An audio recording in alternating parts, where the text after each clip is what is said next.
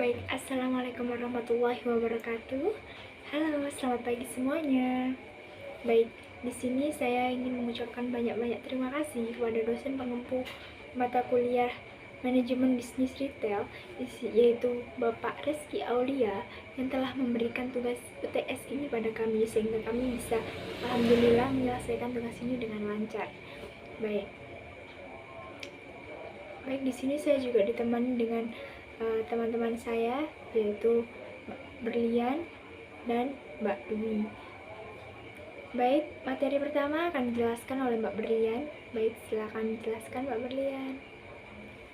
Oke, baik. Terima kasih kepada Mbak Enes Oktavia.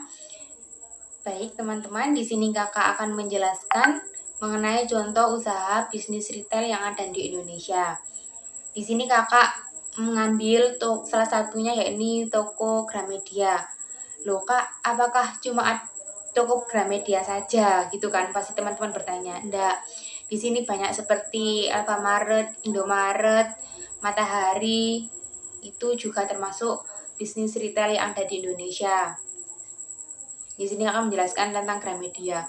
Gramedia itu apa sih Kak? Mungkin yang kita tahu hanya jual buku ya.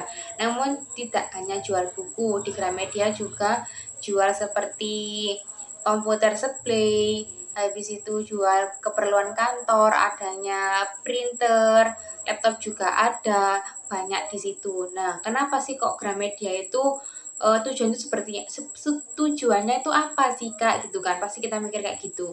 Nah, tujuan sendiri adalah untuk memudahkan konsumen untuk mencari berbagai macam, entah itu buku, ATK, maupun komputer display yang kita cari, maupun kita bisa, kalau yang siswa mau ke mahasiswa nih, mau cari printer yang lebih murah atau yang mungkin ya masih nggak tahu tipenya apa, bisa ditanya di Gramedia, karena di situ lengkap semuanya. Nah, mungkin teman-teman juga bertanya lagi, mengapa sih Kak Gramedia dikatakan sebagai salah satu usaha bisnis retail yang ada di Indonesia? Jadi gini, toko buku Gramedia merupakan usaha retail yang menggunakan toko sebagai media dalam penjualan produknya. Jadi berupa toko tetap, bukan keliling ya. Jadi kita sewa, mungkin ya ada sewa, habis itu kita buka di situ cabangnya Gramedia, tapi kebanyakan Gramedia juga membuka store toko-toko dan juga di mall, pasti kan ada. Toko buku Gramedia ini merupakan tipe retail dengan jenis tipe specialty store atau toko khusus berkategori single line store. Karena produk yang dipasarkan khusus buku, namun tidak hanya buku ya, beberapa produk lain yang menunjang dengan cukup pilihan produk yang disajikan oleh Gramedia. Nah Kak, tadi kan mungkin kalian tanya, Kak latar belakangnya adanya Gramedia itu kenapa sih? Kok Mbak memilih Gramedia gitu ya? Kok Kakak milih Gramedia gitu ya di sini?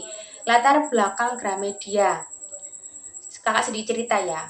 Toko Gramedia itu berawal dari toko kecil loh sebenarnya. Toko kecil yang hanya berukuran 25 meter. Bayangin ya, hanya 25 meter dan sekarang bisa buka cabang di berbagai seluruh daerah yang ada di Indonesia gitu loh. Dulu itu yang hanya 25 meter dan bertempatnya itu di mana sih Kak lokasinya? Lokasinya ada di daerah Gajah Mada, Jakarta Barat. Itu didirikan oleh berapa banyak atau hanya individu Kak gitu kan. Itu didirikan oleh kelompok Kompas Gramedia dan PK Ojong Gramedia. Resmi dibuka pada tanggal atau resmi didirikan pada tanggal 2 Februari 1970. Wah, Kak sudah lama ya? Ya, memang sudah lama. Maka dari itu, semakin bertambahnya waktu, semakin kemajuan adanya industri, kemajuan teknologi, akhirnya Gramedia memutuskan membuka banyak cabang dan tujuannya juga untuk memudahkan konsumen supaya tidak carinya itu tidak bingung gitu loh. Ya, pada awal berdirinya toko buku Gramedia hanya dikhususkan untuk menjual buku saja. Namun seiring berjalannya waktu tidak hanya menjual buku-buku dan ATK saja, melainkan juga jual alat stationery, alat olahraga, alat musik dan alat multimedia. Kini dengan semakin pesatnya kemajuan perindustrian, maka toko Gramedia juga membuka toko online untuk memenuhi kebutuhan konsumen agar lebih mudah menjangkau. Karena mungkin sekarang kan di zaman-zamannya milenial dan zaman-zaman Z kan pasti dengan adanya gadget di toko online atau e-commerce pasti ada Gramedia. Tinggal ketik aja Gramedia, pasti nanti ada toko officialnya dari Gramedia itu sendiri gitu. Gramedia itu termasuk apa sih Kak? Gramedia itu termasuk durable goods store. Kenapa bisa dikatakan seperti itu? Karena Gramedia sendiri itu termasuk dalam durable goods store karena menjual buku-buku yang notabene diperuntukkan untuk jangka panjang. Tadi kakak di depan kan sudah sempat menyinggung buku itu gunanya kan untuk jangka panjang, tidak hanya jangka 1 tahun 2 tahun, tapi bisa untuk anak cucu kita di kemudian yang sangat, kita kan manusia yang sangat haus dengan adanya ilmu, dengan adanya buku-buku yang mungkin di tahun berikutnya tidak ada pengeluaran terbaru. Jadi dengan adanya kita mengoleksi atau membaca buku, bisa kita salurkan di anak cucu kita besok. Nah, karena pada dasarnya buku tidak akan bisa habis pemakaiannya, bahkan bisa digunakan untuk anak cucu kita nanti kan, karena buku apa? Buku adalah jembatan ilmu yang tidak akan pernah putus. Karena manusia juga akan haus dengan adanya ilmu. Gitu. Di sini kita juga diberikan tugas tentang membuat ide usaha. Bukan ide usaha sih, ini kan juga termasuk usaha kita sendiri, yaitu usaha thrift gitu kan. Nah, di sini kakak menjelaskan strategi planning dari usaha thrift gitu kan. Di sini nggak menjelaskan mengenai situasi analisis atau situation analysis. Yang pertama, dari current organizational mission. Yang pertama, membuka pelayanan yang terbaik. Karena apa? Konsumen yang datang kepada produsen, kalau produsennya menyambut konsumen dengan baik, maka konsumen hatinya itu akan senang gitu loh. Dan akan otomatis dengan kesenangan dari pelayanan pasti akan membeli, otomatis pasti akan membeli dan merasa nyaman. Oh, bahwa di sini, di toko ini, di thrift ini tuh mbak-mbaknya atau mas-masnya itu sangat ramah dalam penyambutannya. Otomatis mereka akan senang karena utama adalah pasti akan, kalau di perdagangan kan pasti yang pertama dilihatkan adalah look dari penyambutan gitu kan. Yang kedua, menyediakan variasi baju sesuai tren. Nah, sekarang zaman-zamannya remaja milenial atau zaman-zamannya remaja Z pasti akan mencari barang branded. Yang pertama karena gengsi, dan juga teman-teman sebaya yang mungkin bisa membeli baju-baju brand luar negeri mungkin ya. Nah, kita kan juga nggak mau kalah nih dengan adanya thrift, bisa membantu teman-teman untuk bisa menyeimbangi dengan budget dan harga yang lebih murah gitu. Yang ketiga, mengembangkan jaringan dan relasi. Dengan adanya usaha thrift ini enggak hanya 1-2 orang saja, namun di seluruh Indonesia pasti banyak gitu yang membuka usaha thrift, karena mungkin sangat menguntungkan sekali dengan adanya thrift ini, karena keuntungannya itu pun juga besar gitu loh. Yang kedua, dari segi current ownership and management alternatif, yakni kepemilikan bersifat pribadi. Pasti tentu kepemilikan bersifat pribadi. Maaf ya tadi sedikit belibet. Kenapa kok bisa dikatakan pribadi, Kak? Karena modal yang dikeluarkan itu bisa dijangkau secara pribadi. Nah, serta manajemen yang digunakan masih sangat sederhana. Kenapa sederhana? Karena mungkin untuk kita modalnya juga sedikit, keuntungannya pasti 2 kali dari modal awal. Kemungkinan bisa saja modalnya itu 1 juta. Nah, nanti keuntungannya itu bisa 2 juta, 3 juta. Itu kan dikatakan di bisnis kan masih sederhana, di tingkat sederhana gitu. Sekarang yang ketiga nih ya, current good or service kategori. Nah, ide usaha ini masuk ke dalam kategori barang.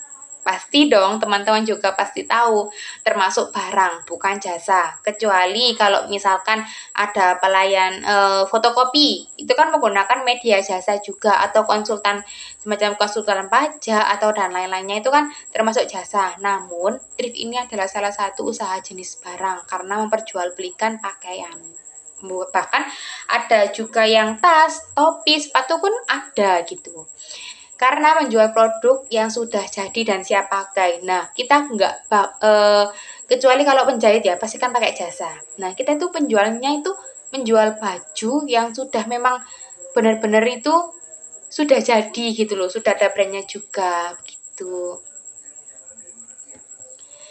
Baik, cukup materi dari kakak. Nanti akan dilanjutkan oleh Mbak Dwi. Baik, kepada Mbak Dwi saya persilahkan. Terima kasih. Baik, terima kasih atas waktu yang diberikan. Mungkin teman-teman sudah dijelaskan sedikit tentang ini ya, ide usaha kita, yaitu kita menggunakan thrift. Nah, Mbak Berlian mungkin sudah menjelaskan bagaimana thrift itu ada dan kenapa kita menggunakan thrift itu. Untuk itu saya akan melanjutkan penjelasan ini mengenai strategi planning SWOT usaha thrift ini. Yang pertama yaitu strength. Untuk masa saat ini, strength-nya yaitu harga produk yang cukup terjangkau. Dalam artian banyak nih remaja yang ingin memperhatikan outfitnya, namun untuk membeli barang fashion mungkin masih agak susah ya, karena kan juga banyak kebutuhan sekolah gitu. Nah, thrift ini sebuah solusi untuk kalian yang ingin memiliki pakaian dan memperhatikan outfit yang bermerek, yaitu kalian bisa membelinya di thrift ini. Bisa.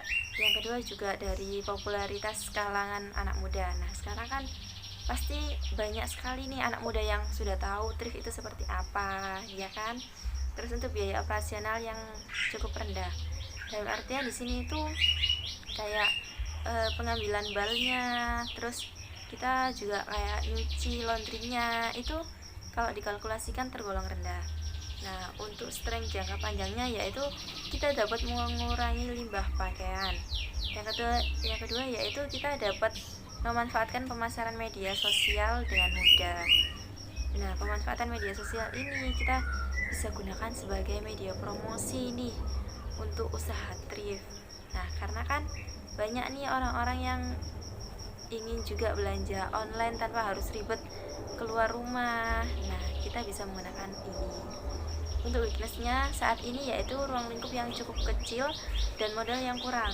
Ruang lingkup di sini itu untuk sebuah usaha pasti semua memiliki keterbatasan. Jadi di sini kita mungkin agak susah juga untuk berkembangnya karena kita belum tahu ya pemasarannya akan seperti apa gitu. Dan modal yang kurang di sini itu untuk remaja yang baru memulai usaha ini pasti kan masih butuh beberapa modal nih, dan modalnya untuk membeli satu bal itu pasti masih kurang.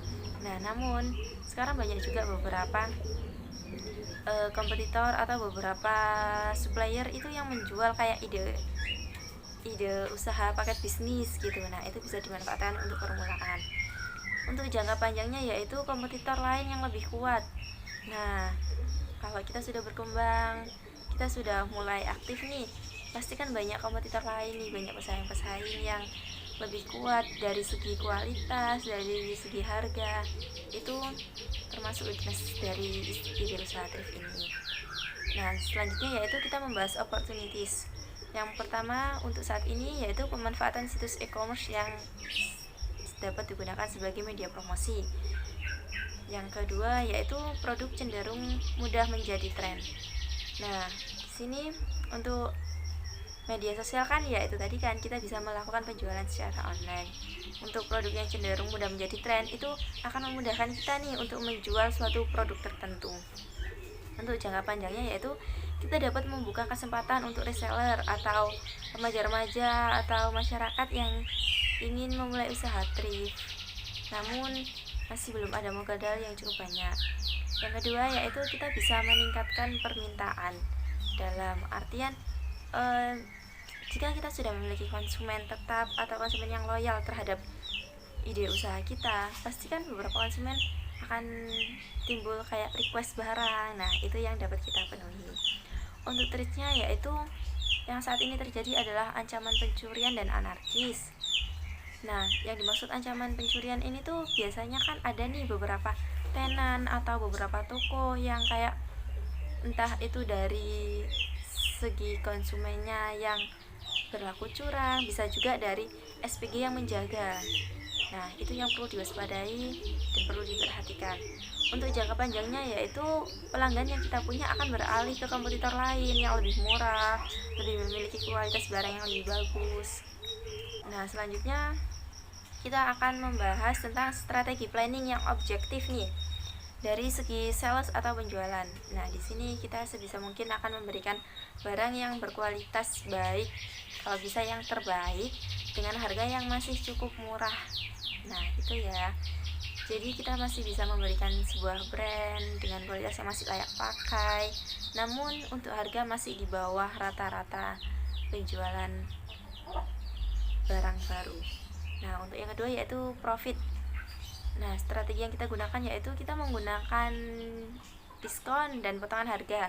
Namun hal itu tidak akan merugikan kita ya. Misal nih kayak kita jualnya 50, namun harga belinya kita itu HBP-nya misal nih 25. Nah, kita bisa nih ngasih potongan 45 atau 40.000 gitu. Itu kan masih bisa dan kita masih mendapatkan laba kan. Dari situ juga konsumen itu kayak tertarik untuk membeli produk kita. Yang ketiga yaitu positioning. Yang terpenting adalah kita dapat memenuhi kebutuhan fashionnya masyarakat, dimana posisi ini tuh sangat penting ya, karena ini tuh kayak kita harus nge-update terus kan perkembangan fashionnya seperti apa. Jadi masyarakat gak akan bosen untuk melihat ide usaha kita, untuk melihat toko kita, tenan kita, seperti itu. Nah, yang terakhir ada satisfaction of public, yaitu kita akan memberikan pelayanan yang terbaik dan ramah. Karena beberapa faktor penjualan juga bisa dilihat dari pelayanannya ya. Kalau kita terlalu jutek pasti kan beberapa orang kurang nyaman. Nah, itu sebisa mungkin kita memberikan pelayanan yang terbaik dan ramah. Nah, selanjutnya adalah identifikasi konsumen. Yang pertama yaitu dari target pasar atau choice of target market, yaitu strategi pemasaran thrift ini terletak pada event di mana masyarakat dapat menjangkaunya dengan mudah. Nah, kenapa sih kita menggunakan event? Nah, event yang dimaksud itu seperti apa? Gitu kan? Nah, selain kita memiliki toko offline, kita nanti juga akan bermain event untuk memperkenalkan brand kita, untuk branding usaha kita dulu. Jadi kan kalau orang sudah kenal di event, pasti kan ini toko offline-nya di mana ya gitu. Terus ini online-nya seperti apa ya. Nah, gitu. Jadi kita juga memainkan event. Event ini biasanya diadakan oleh event organization yang dimana mereka itu juga mengadakan beberapa bazar, kayak bazar thrift, terus F&B gitu. Nah, kita bisa menggunakan itu untuk pemasaran kita. Nah, untuk pemasaran massalnya atau mass marketing, kita akan menjual produk yang berkualitas dan bermerek dengan harga yang relatif murah, menggunakan sistem promosi dan diskon yang sama untuk semua orang. Nah, pada tenan yang kita punya nih, kita bisa memberikan diskon dan potongan harga. Di tenan kita juga kita bisa memberikan pop up harga nih agar lebih menarik dan pengunjung bisa melihat-lihat dulu, kalau cocok bisa membelinya. Selanjutnya yaitu pemasaran terkonsentrasi atau concentrated marketing. Nah, di sini strategi pemasaran thrift ini terletak pada event di mana masyarakat dapat menjangkaunya dengan mudah.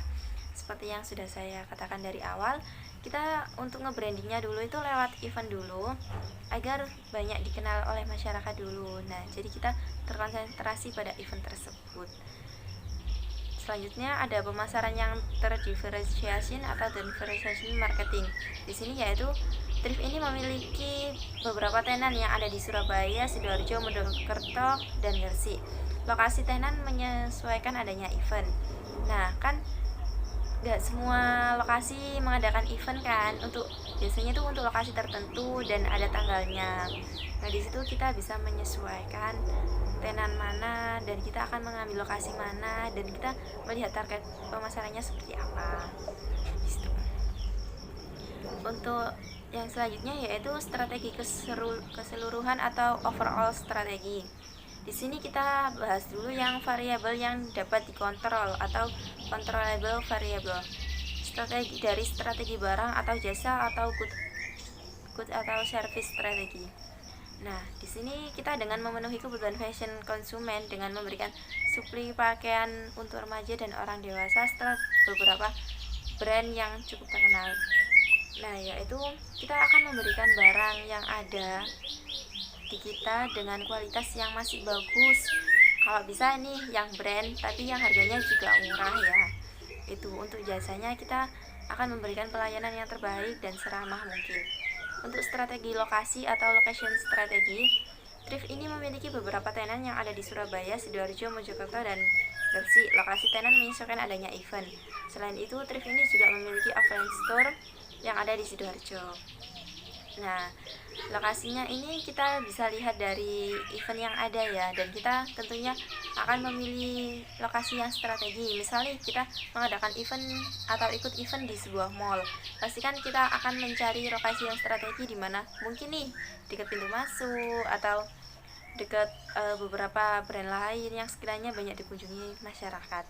Dari situ kita bisa melihat atau menentukan strategi lokasinya. Baik, terima kasih Mbak Dwi atas penjelasannya. Di sini saya akan melanjutkan yang dijelaskan Mbak Dwi, yaitu strategi penetapan harga. Bagaimana sih cara kita untuk menetapkan harga yang sesuai? Ya, di sini penetapan harga didapat dari HPP produk yang dijual setelah pengeluaran operasional yang digunakan. Jadi kita harus mengetahui operasional yang digunakan jika ingin menetapkan harga seperti itu. Dan strategi promosi, melakukan promosi melalui media promosi periklanan berupa pemasangan spanduk pop-up, harga, dan diskon penjual. Di sini juga termasuk sangat penting strategi promosi ini, karena dengan promosi kita akan bisa meningkatkan penjualan kita. Dengan orang nggak tahu dengan produk ini, orang menjadi tahu. Kayak seperti Anda mengupload di sosial media, orang itu akan tahu kalau Anda membuka usaha di sini. Jadi orang itu akan tertarik jika barang Anda bagus. Seperti itu. Variabel yang dapat dikontrol. Lingkungan konsumen. Lingkungan konsumen ini dapat dilihat pada lokasi event diadakan pada pengunjung yang datang. Biasanya pengunjung akan datang melihat mana sih barang yang bagus, dan di sini kita mempunyai kesempatan untuk memberikan yang terbaik agar orang-orang itu ingin berkunjung lagi di situ, karena lingkungan ini juga mempengaruhi. Terus lingkungan yang kompetitif. Untuk lingkungan yang kompetitif ini dapat dilihat dari banyaknya pesaing yang juga menjual pakaian thrift. Baik, tentunya kalau kita berjualan, tentunya kita tidak jauh dari pesaing. Pasti ada saingan. Dan di sini kita sebagai seorang pengusaha, kita harus bisa bagaimana sih caranya kita agar produk kita ini lebih unggul daripada pesaing yang lain. Bagaimana sih kita harus bisa kayak seperti kita kasih diskon, kita kasih apa gitu. Kita harus bisa supaya orang-orang lebih tertarik pada thrift kita gitu loh. Oke, lingkungan hukum. Mengatur segala sesuatu mengenai tata cara perdagangan dan keuangan. Lingkungan ekonomi, sebelum mengikuti suatu event, untuk thrift harus memperhatikan kondisi ruang lingkup agar kita tahu apakah ini akan menjadi profil atau tidak. Ya, yang ketiga ada lingkungan teknologi. Memanfaatkan teknologi yang ada berbagai media promosi untuk mengembangkan usaha. Baik, ini sangat penting. Teknologi ini untuk apa sih? Karena semua orang kan mempunyai gadget kan, semua orang mempunyai handphone. Di sini kita bisa memanfaatkan handphone ini untuk media promosi. Orang-orang kan biasanya banyak juga yang suka beli barang-barang online gitu kan, karena praktis. Jadi kita harus bisa memanfaatkan itu. Kegiatan khusus. operasi harian dan jangka pendek, menyortir barang yang datang untuk dipisahkan mana yang layak dan tidak. Jadi kita harus bisa menyortir barang, mana sih barang yang layak dipakai, mana sih barang yang tidak layak dipakai. Kalau barang yang masih layak dipakai itu biasanya kita harus jual dengan harga yang pada umumnya. Jika tidak layak pakai, biasanya itu ada kayak harganya diskon gitu, itu harganya lebih murah gitu loh. Mencuci barang yang sudah disortir agar layak jual. Nah, seperti kita beli pakaian thrift kan ya, pakaian thrift itu kayak kotor kan ya, itu jadi kita tuh harus bagaimana sih agar baju itu layak pakai, agar baju itu orang-orang tertarik. Kita tuh harus nyetrika, kalau bisa sih langsung aja di laundryin. Biar apa kan, kalau di laundryin itu otomatis juga wangi kan ya, dan orang-orang itu akan tertarik. Wah, ini baju di sini semuanya barangnya di laundry, jadi di sini barangnya tidak mengecewakan, dan di sini barangnya sangat bagus. Orang akan berasumsi seperti itu. Karena apa? Karena orang tidak akan khawatir jika dia membeli pakaian thrift dengan kualitas yang bagus. Barang thrift yang dijual tidak memiliki dampak buruk untuk lingkungan karena barang sudah disortir dan dibersihkan. Nah, seperti yang saya jelaskan barusan, kalau barang terlihat bersih, bagus, dan wangi, orang akan merasa nyaman memakainya, dan orang akan merasa senang dan merasa puas kepada produk itu. Percayalah. Oke. Kontrol, evaluasi, memperhatikan target pasar, memperhatikan produk yang akan dijual, memperhatikan keuangan setelah pembukuan, memperhatikan target pasar. Target pasar ini sangat penting karena apa? Kita di sini kita tuh harus tahu target pasar itu seperti apa, di mana, sampai mana. Memperhatikan produk yang akan dijual. Kita tuh harus memperhatikan produk. Apakah ini produk layak jual? Apakah tidak layak jual? Gitu. Kalau tidak layak jual, mendingan disisihkan, dikasih harga sendiri. Seperti itu. Memperhatikan keuangan setelah pembukuan. Ini juga penting, termasuk salah satu yang sangat penting. Karena apa? Memperhatikan keuangan setelah pembukuan ini juga termasuk sensitif. Karena apa? Karena kalau kita salah mengatur keuangan, itu bakal berdampak pada semuanya.